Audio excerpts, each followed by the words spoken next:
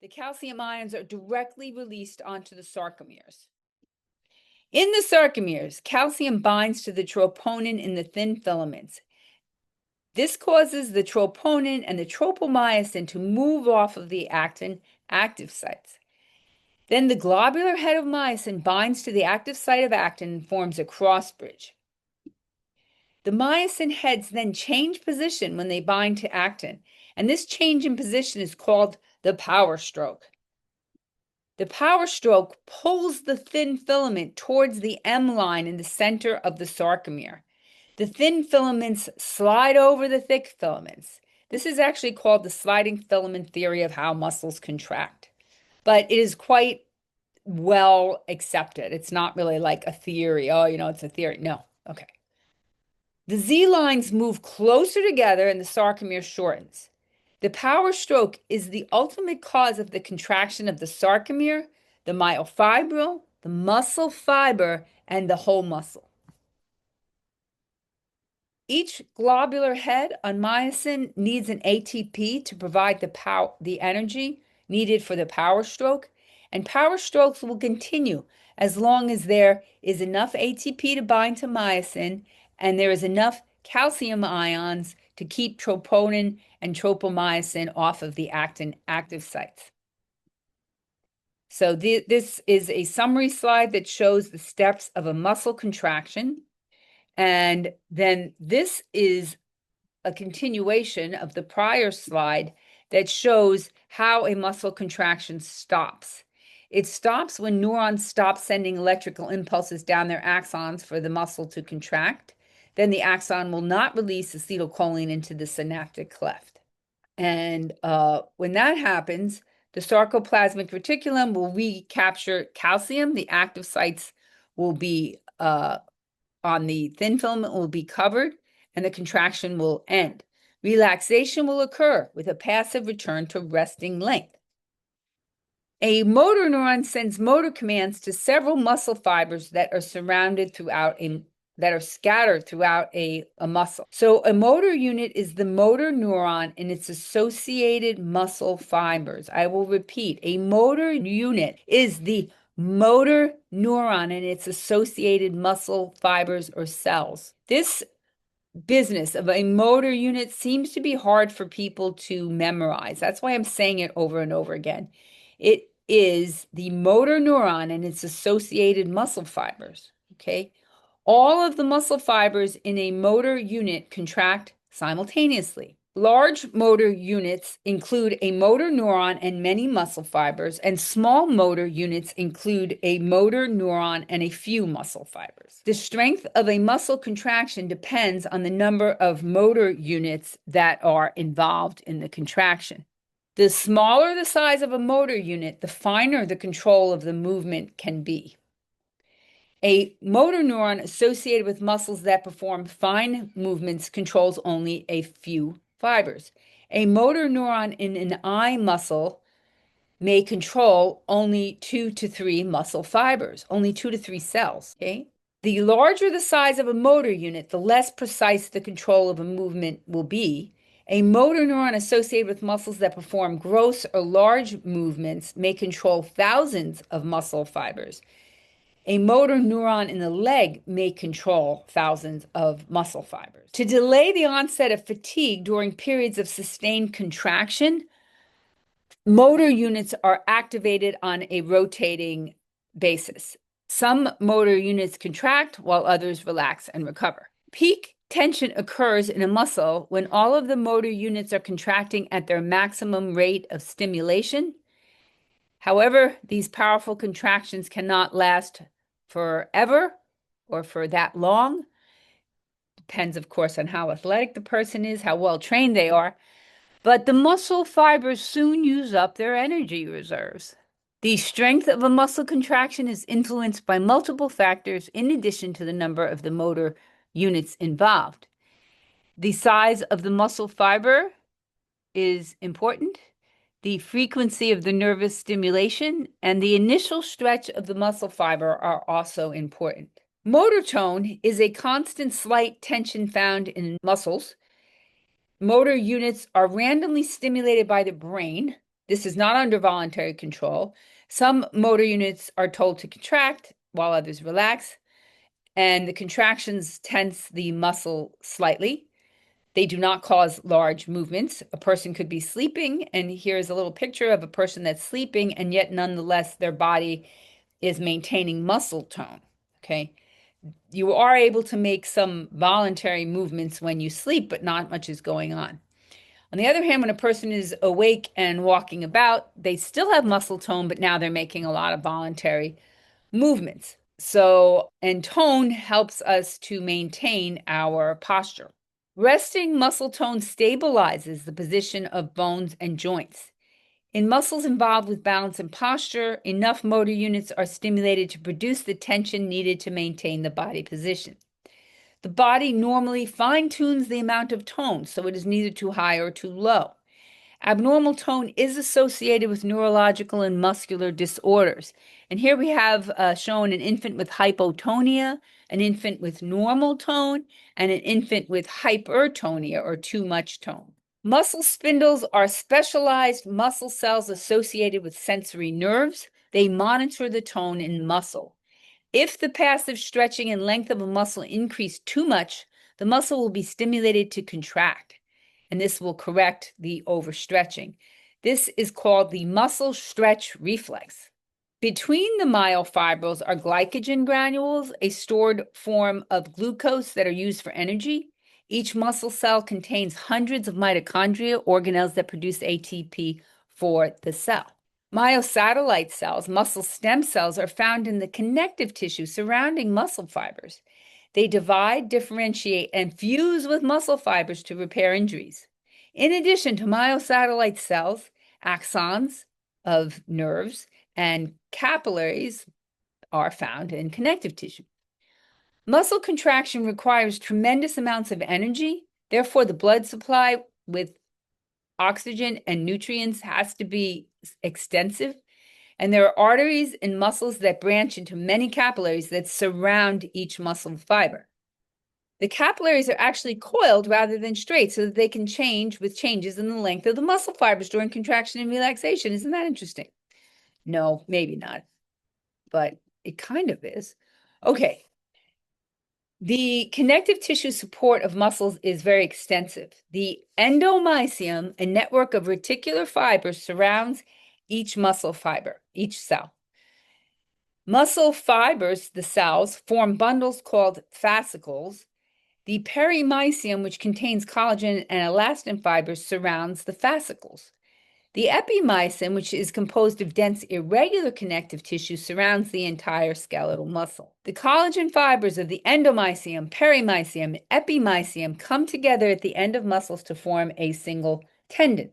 The tendon attaches the muscle to a bone. Sometimes the tendons attach the muscle to cartilage, skin, or another muscle, but usually to bone. The collagen fibers of tendons are interwoven with those of the periosteum and the bone to which the tendon is attached. This may look familiar because I showed you this in the bone lecture. And there's some pictures for you. Now, there are three types of muscle fibers in the body. There are fast, or aka white, slow, aka red, and intermediate, which are kind of like an intermediate between fast, white, slow, red. Fast muscle fibers are the most common in the body. They are fast to contract after nervous stimulation, but also fast to fatigue. Slow muscles are slow to contract after nervous stimulation, but they are slow to fatigue. Myoglobin is a protein that binds oxygen and that is found in skeletal muscle fibers and cardiac muscle cells. The oxygen can be used during a contraction. Myoglobin is red and gives slow fibers a reddish color. Fast fibers are large. They have diameters twice as large as slow fibers. They contain densely packed myofibrils and a lot of glycogen granules. They have few mitochondria. They can contract rapidly and powerfully, but only for a brief time. The number of myofibrils in a muscle fiber is directly proportional to the strength of the contraction of the muscle fiber. Therefore, fast fibers that are packed with myofibrils and that are large produce powerful contraction. Muscle contractions use large amounts of ATP, and fast muscle does not have enough mitochondria in it to meet ongoing demands. Fast fibers produce energy for contractions by using glycogen granules in the glycolysis pathway. However, the glycolysis pathway is anaerobic, it doesn't require oxygen, and it does produce lactic acid. So fast fibers fatigue rapidly because their glycogen reserves are limited and because lactic acid builds up and interferes with the contraction mechanism. Slow red fibers are only half the diameter of fast fibers. They take 3 times longer to contract after stimulation than fast fibers. They're slow to fatigue and contract for extended periods.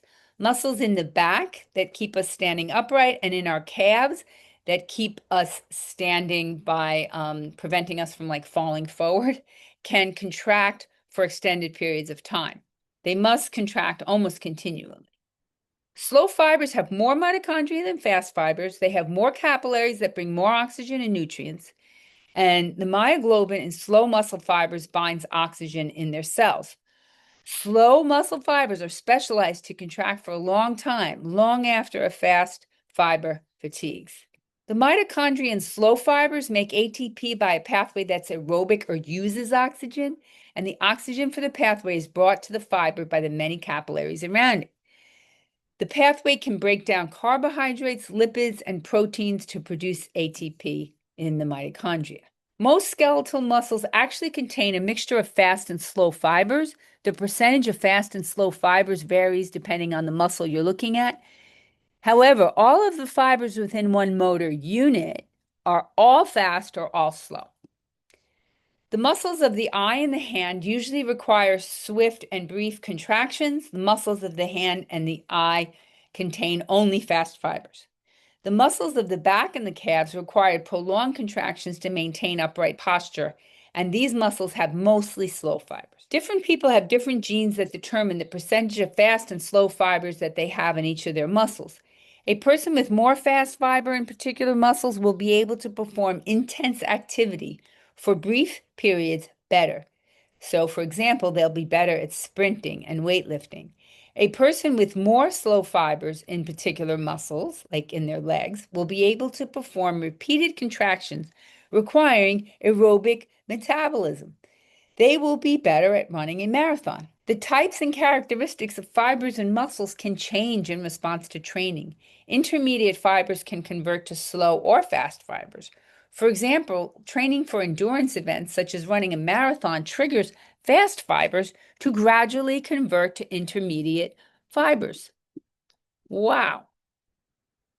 That's impressive, huh? I'm impressed at our muscles. Muscle hypertrophy and strength. Repeated intense workouts increase the activity of muscles. The number of myofibrils in muscle fibers actually increases in response to the activity. They're just proteins. So when the muscle cells are stressed and they're being asked to do more, they make more myofibrils, which are proteins with their cellular machinery that makes proteins. The number of glycogen granules, mitochondria, and enzymes also increases. Okay. This increases the size of the muscle fiber or causes it to hypertrophy, and the intercellular changes that occur increase the strength of the muscle. And there we have a man deadlifting 1,208 pounds. His name is Oleksiy Novikov. Good for you, Mr. Novikov. It's impressive. Of course, there are all types of muscle hypertrophy.